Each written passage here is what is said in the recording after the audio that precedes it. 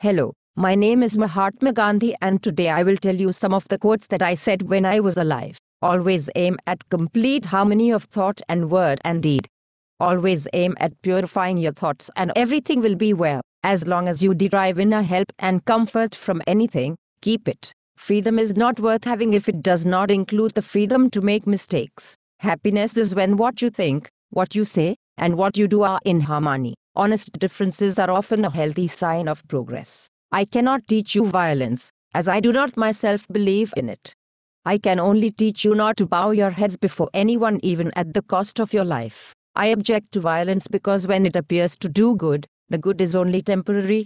The evil it does is permanent. I want freedom for the full expression of my personality. In the attitude of silence, the soul finds the path in a clearer light, and what is elusive and deceptive resolves itself into crystal clearness. Our life is a long and arduous quest after truth. Indulgence is a delightful but distressing state.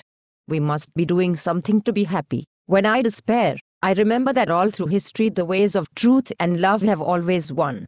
There have been tyrants and murderers, and for a time they can seem invincible, but in the end they always fall. Think of it. Always. Thank you for listening to just a handful of my quotes.